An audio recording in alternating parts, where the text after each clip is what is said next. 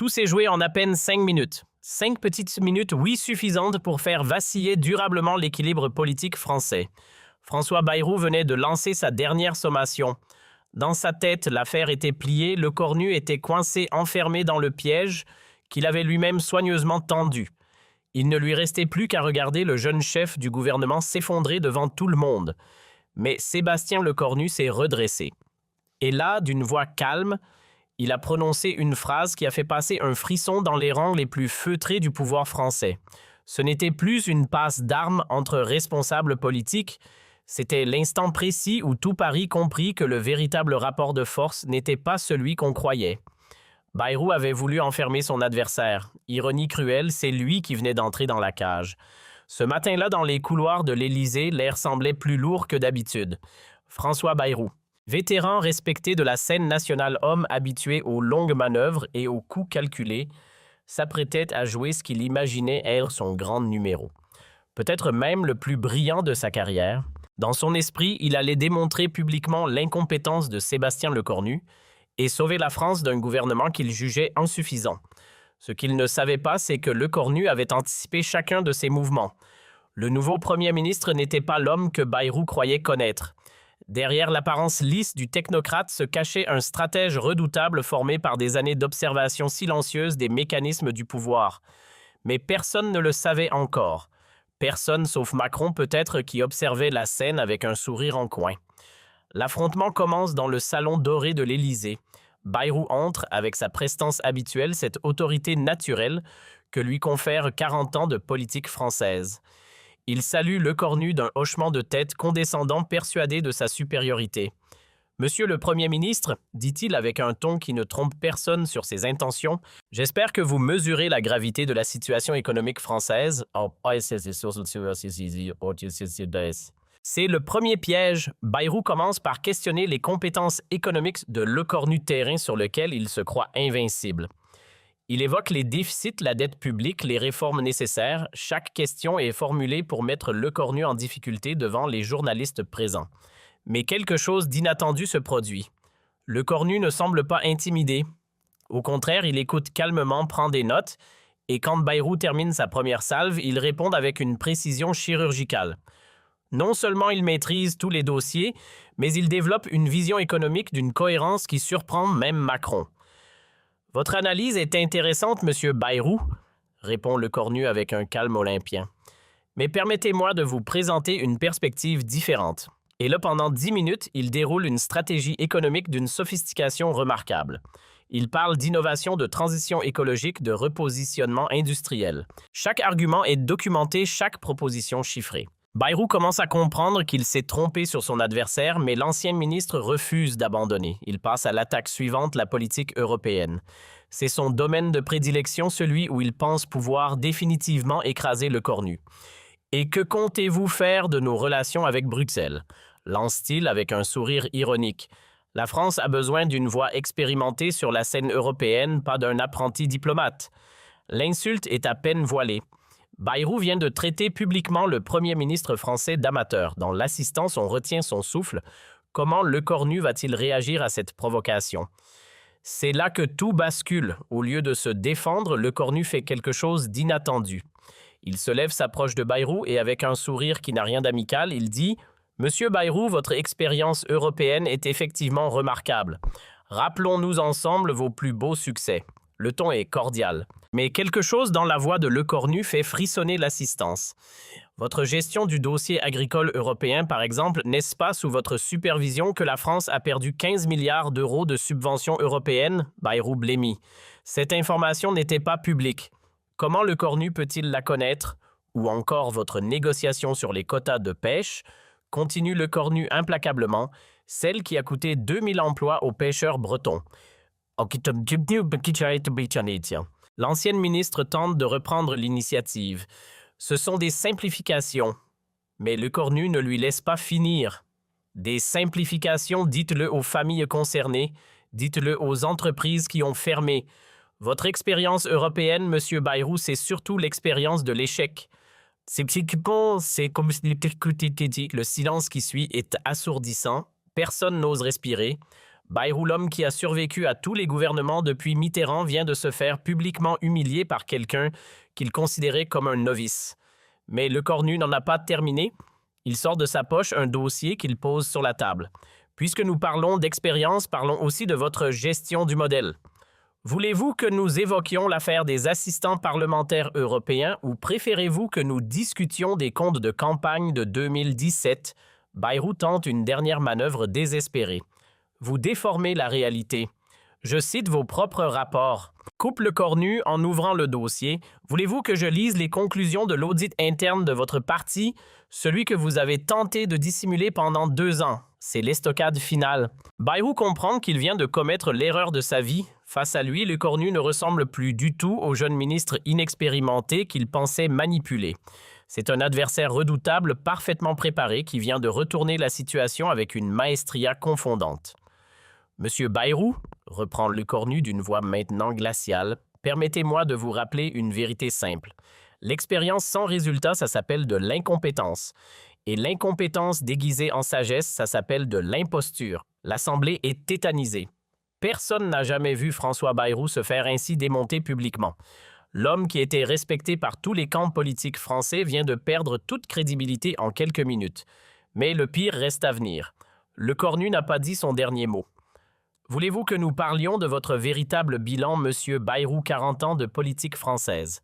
Et qu'avez-vous accompli exactement? Quelles réformes portez-vous? Quelle victoire revendiquez-vous? Bayrou tente de répondre, mais sa voix se brise. Pour la première fois de sa carrière, le grand orateur qu'il était reste sans mots. Votre carrière politique, monsieur Bayrou, c'est l'art de survivre sans jamais rien construire. C'est l'art d'être partout sans jamais être nulle part. Vous êtes le symbole parfait d'une politique française qui tourne en rond depuis des décennies. Les journalistes présents comprennent qu'ils assistent à un moment historique. Ce n'est plus seulement un affrontement entre 2 hommes. C'est le symbole d'une France qui change. D'un côté, l'ancienne génération politique représentée par Bayrou, de l'autre, une nouvelle approche du pouvoir incarnée par Lecornu. Je vais vous dire ce qui va se passer maintenant, continue Lecornu en se rasseyant calmement. Vous quittez cette salle. Vous allez rentrer chez vous et vous allez réfléchir à votre héritage politique. Parce que ce que vous venez de faire aujourd'hui, cette tentative pathétique de m'humilier, restera comme l'acte final d'une carrière ratée. Bayrou, complètement décomposé, tente une dernière fois de sauver la face. « Vous vous trompez, balbutie-t-il. Moi, j'ai été élu pour gouverner, pas pour survivre. J'ai été choisi pour transformer la France, pas pour la maintenir dans l'immobilisme. » L'ancien ministre comprend que tout est fini pour lui. 40 ans de carrière politique viennent de s'effondrer en 5 minutes. Il se lève péniblement, visiblement ébranlé par ce qu'il vient de subir. Avant de partir, il lance un dernier regard vers Lecornu comme s'il découvrait enfin qui était vraiment cet homme qu'il avait sous-estimé. Quand Bayrou quitte la salle, un silence pesant s'installe. Puis progressivement, les conversations reprennent. Mais tout le monde a compris qu'il vient de se passer quelque chose d'extraordinaire. Sébastien Lecornu, en l'espace de quelques minutes, vient de démontrer qu'il n'est pas l'homme que ses adversaires croyaient. Il a révélé une personnalité politique d'une toute autre dimension capable de retourner n'importe quelle situation à son avantage. Macron, qui a assisté à toute la scène sans mot dire, s'approche de son premier ministre. « Impressionnant, dit-il simplement. Je ne savais pas que vous aviez préparé un tel dossier sur Bayrou. » Lecornu sourit. « Monsieur le Président, en politique, il faut toujours être prêt à tout. » Bayrou a commis l'erreur de me sous-estimer. C'est une erreur que mes futurs adversaires ne reproduiront pas. Les jours suivants, l'affrontement entre Lecornu et Bayrou fait la une de tous les médias français. Les commentateurs politiques sont unanimes. Ils viennent d'assister à la naissance d'un nouveau leader. Bayrou, de son côté, ne s'en remettra jamais. L'homme qui avait traversé toutes les crises politiques françaises depuis 40 ans vient de vivre son Waterloo politique. Sa tentative d'humilier Lecornu s'est retournée contre lui de la manière la plus spectaculaire. Dans les semaines qui suivent, plusieurs personnalités politiques qui avaient sous-estimé le nouveau Premier ministre reconsidèrent leur position. Marine Le Pen annule une attaque programmée contre le gouvernement. Jean-Luc Mélenchon révise ses stratégies d'opposition. Tous ont compris le message. Sébastien Lecornu n'est pas un adversaire ordinaire.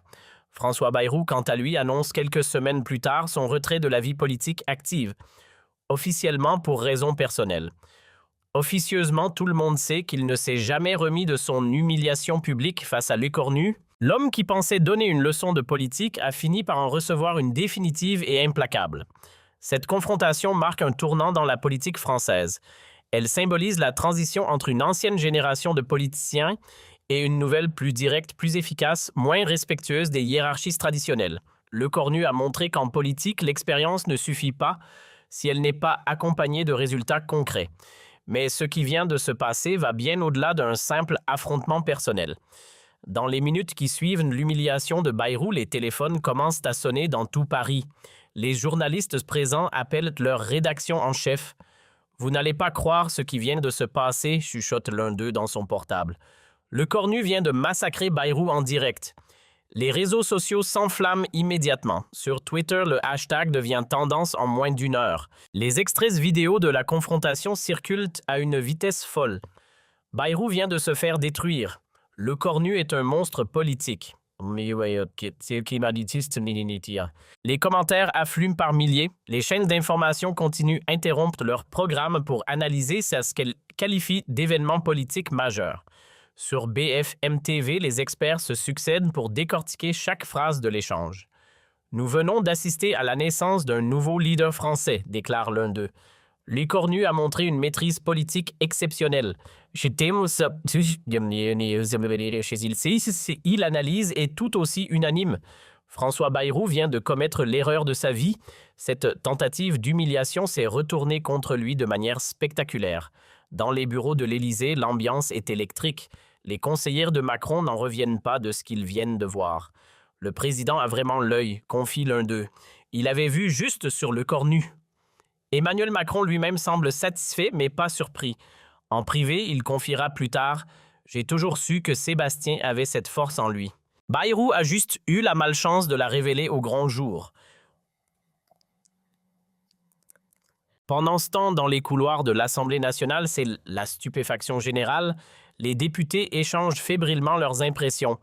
Vous avez vu ça, incroyable, Bayrou s'est fait laminer. Même les plus expérimentés admettent n'avoir jamais rien vu de tel. En 30 ans de politique, je n'ai jamais assisté à une destruction aussi méthodique, confie un ancien ministre. Au Sénat, l'onde de choc est tout aussi forte.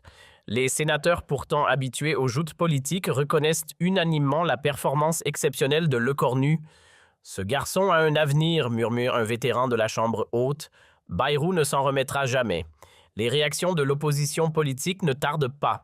Marine Le Pen, qui préparait une attaque en règle contre le nouveau gouvernement, annule précipitamment sa conférence de presse prévue le lendemain. Ses conseillers lui recommandent la prudence. Après ce qu'il vient de faire à Bayrou, mieux vaut ne pas le provoquer sans préparation. Jean-Luc Mélenchon, interrogé par un journaliste dans les couloirs de l'Assemblée, reste inhabituellement évasif. « J'ai vu les images », dit-il simplement. « Lecornu n'est visiblement pas l'homme que nous pensions. »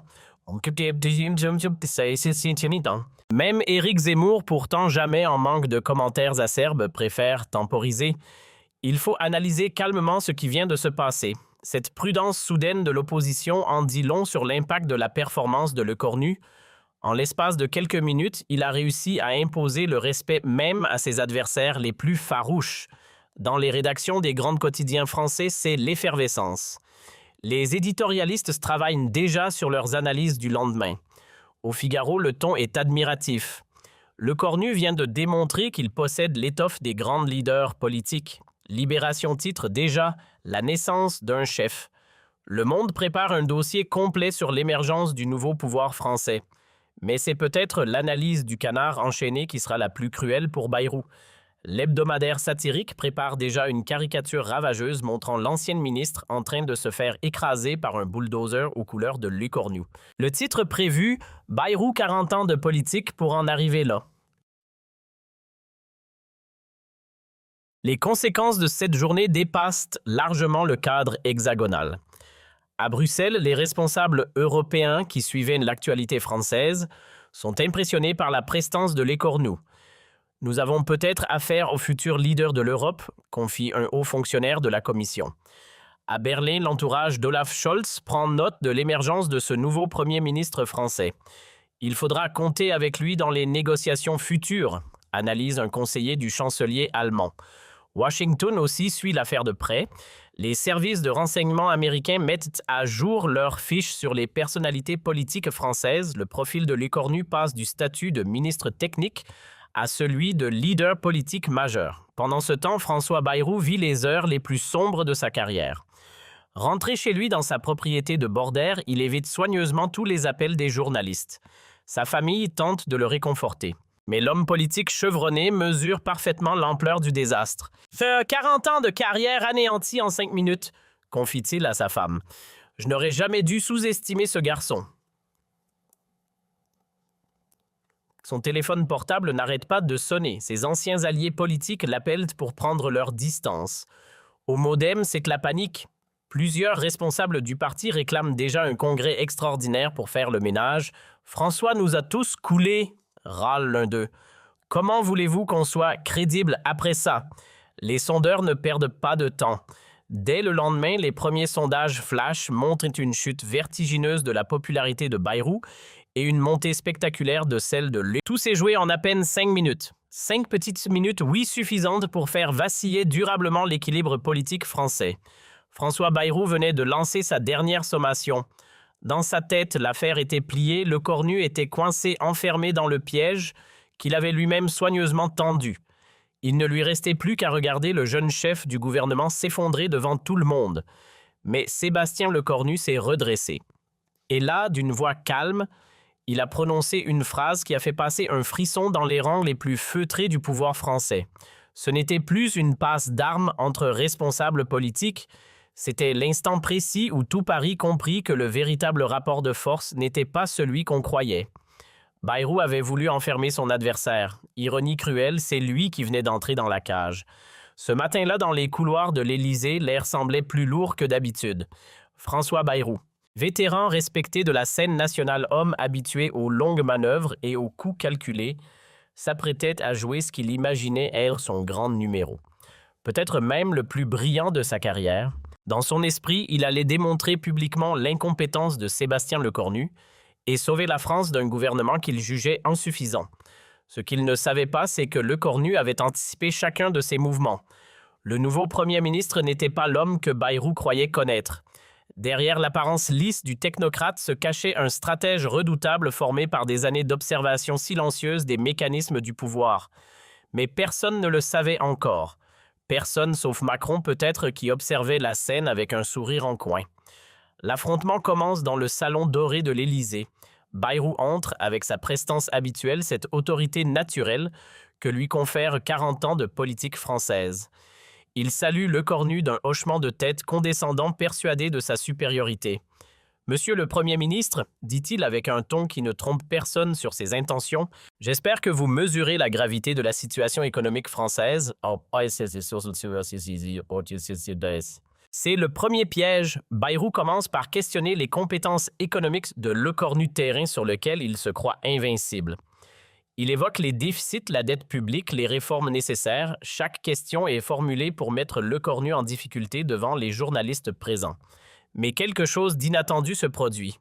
Lecornu ne semble pas intimidé. Au contraire, il écoute calmement, prend des notes, et quand Bayrou termine sa première salve, il répond avec une précision chirurgicale. Non seulement il maîtrise tous les dossiers, mais il développe une vision économique d'une cohérence qui surprend même Macron. « Votre analyse est intéressante, monsieur Bayrou, » répond Lecornu avec un calme olympien. « Mais permettez-moi de vous présenter une perspective différente. » Et là, pendant 10 minutes, il déroule une stratégie économique d'une sophistication remarquable. Il parle d'innovation, de transition écologique, de repositionnement industriel. Chaque argument est documenté, chaque proposition chiffrée. Bayrou commence à comprendre qu'il s'est trompé sur son adversaire, mais l'ancien ministre refuse d'abandonner. Il passe à l'attaque suivante, la politique européenne. C'est son domaine de prédilection, celui où il pense pouvoir définitivement écraser Lecornu. « Et que comptez-vous faire de nos relations avec Bruxelles ?» lance-t-il avec un sourire ironique. La France a besoin d'une voix expérimentée sur la scène européenne, pas d'un apprenti diplomate. L'insulte est à peine voilée. Bayrou vient de traiter publiquement le Premier ministre français d'amateur. Dans l'assistance, on retient son souffle. Comment Lecornu va-t-il réagir à cette provocation? C'est là que tout bascule. Au lieu de se défendre, Lecornu fait quelque chose d'inattendu. Il se lève, s'approche de Bayrou et avec un sourire qui n'a rien d'amical, il dit « Monsieur Bayrou, votre expérience européenne est effectivement remarquable. Rappelons-nous ensemble vos plus beaux succès. » Le ton est cordial. Mais quelque chose dans la voix de Lecornu fait frissonner l'assistance. Votre gestion du dossier agricole européen, par exemple, n'est-ce pas sous votre supervision que la France a perdu 15 milliards d'euros de subventions européennes? Bayrou blêmit. Cette information n'était pas publique. Comment Lecornu peut-il la connaître? Ou encore votre négociation sur les quotas de pêche? Continue Lecornu implacablement, celle qui a coûté 2000 emplois aux pêcheurs bretons. L'ancienne ministre tente de reprendre l'initiative. Ce sont des simplifications, mais Lecornu ne lui laisse pas finir. Des simplifications, dites-le aux familles concernées, dites-le aux entreprises qui ont fermé. Votre expérience européenne, Monsieur Bayrou, c'est surtout l'expérience de l'échec. C'est comme le silence qui suit est assourdissant. Personne n'ose respirer. Bayrou, l'homme qui a survécu à tous les gouvernements depuis Mitterrand, vient de se faire publiquement humilier par quelqu'un qu'il considérait comme un novice. Mais Lecornu n'en a pas terminé. Il sort de sa poche un dossier qu'il pose sur la table. Puisque nous parlons d'expérience, parlons aussi de votre gestion du modèle. Voulez-vous que nous évoquions l'affaire des assistants parlementaires européens ou préférez-vous que nous discutions des comptes de campagne de 2017? Bayrou tente une dernière manœuvre désespérée. Vous déformez la réalité. Je cite vos propres rapports. Coupe Lecornu en ouvrant le dossier. Voulez-vous que je lise les conclusions de l'audit interne de votre parti, celui que vous avez tenté de dissimuler pendant 2 ans? C'est l'estocade finale. Bayrou comprend qu'il vient de commettre l'erreur de sa vie. Face à lui, Lecornu ne ressemble plus du tout au jeune ministre inexpérimenté qu'il pensait manipuler. C'est un adversaire redoutable, parfaitement préparé, qui vient de retourner la situation avec une maestria confondante. Monsieur Bayrou, reprend Lecornu d'une voix maintenant glaciale, permettez-moi de vous rappeler une vérité simple. L'expérience sans résultat, ça s'appelle de l'incompétence. Et l'incompétence déguisée en sagesse, ça s'appelle de l'imposture. L'Assemblée est tétanisée. Personne n'a jamais vu François Bayrou se faire ainsi démonter publiquement. L'homme qui était respecté par tous les camps politiques français vient de perdre toute crédibilité en quelques minutes. Mais le pire reste à venir. Lecornu n'a pas dit son dernier mot. Voulez-vous que nous parlions de votre véritable bilan, Monsieur Bayrou, 40 ans de politique française? Et qu'avez-vous accompli exactement? Quelles réformes portez-vous? Quelle victoire revendiquez-vous? Bayrou tente de répondre, mais sa voix se brise. Pour la première fois de sa carrière, le grand orateur qu'il était reste sans mots. Votre carrière politique, Monsieur Bayrou, c'est l'art de survivre sans jamais rien construire. C'est l'art d'être partout sans jamais être nulle part. Vous êtes le symbole parfait d'une politique française qui tourne en rond depuis des décennies. Les journalistes présents comprennent qu'ils assistent à un moment historique. Ce n'est plus seulement un affrontement entre 2 hommes. C'est le symbole d'une France qui change. D'un côté, l'ancienne génération politique représentée par Bayrou, de l'autre, une nouvelle approche du pouvoir incarnée par Lecornu. Je vais vous dire ce qui va se passer maintenant, continue Lecornu en se rasseyant calmement. Vous quittez cette salle. Vous allez rentrer chez vous et vous allez réfléchir à votre héritage politique. Parce que ce que vous venez de faire aujourd'hui, cette tentative pathétique de m'humilier, restera comme l'acte final d'une carrière ratée. Bayrou, complètement décomposé, tente une dernière fois de sauver la face. « Vous vous trompez, balbutie-t-il. Moi, j'ai été élu pour gouverner, pas pour survivre. J'ai été choisi pour transformer la France, pas pour la maintenir dans l'immobilisme. » L'ancien ministre comprend que tout est fini pour lui. 40 ans de carrière politique viennent de s'effondrer en 5 minutes. Il se lève péniblement, visiblement ébranlé par ce qu'il vient de subir. Avant de partir, il lance un dernier regard vers Lecornu comme s'il découvrait enfin qui était vraiment cet homme qu'il avait sous-estimé. Quand Bayrou quitte la salle, un silence pesant s'installe. Puis progressivement, les conversations reprennent. Mais tout le monde a compris qu'il vient de se passer quelque chose d'extraordinaire. Sébastien Lecornu, en l'espace de quelques minutes, vient de démontrer qu'il n'est pas l'homme que ses adversaires croyaient. Il a révélé une personnalité politique d'une toute autre dimension capable de retourner n'importe quelle situation à son avantage. Macron, qui a assisté à toute la scène sans mot dire, s'approche de son premier ministre. « Impressionnant, dit-il simplement. Je ne savais pas que vous aviez préparé un tel dossier sur Bayrou. » Lecornu sourit. Monsieur le Président, en politique, il faut toujours être prêt à tout. Bayrou a commis l'erreur de me sous-estimer. C'est une erreur que mes futurs adversaires ne reproduiront pas. Les jours suivants, l'affrontement entre Lecornu et Bayrou fait la une de tous les médias français. Les commentateurs politiques sont unanimes. Ils viennent d'assister à la naissance d'un nouveau leader. Bayrou, de son côté, ne s'en remettra jamais. L'homme qui avait traversé toutes les crises politiques françaises depuis 40 ans vient de vivre son Waterloo politique. Sa tentative d'humilier Lecornu s'est retournée contre lui de la manière la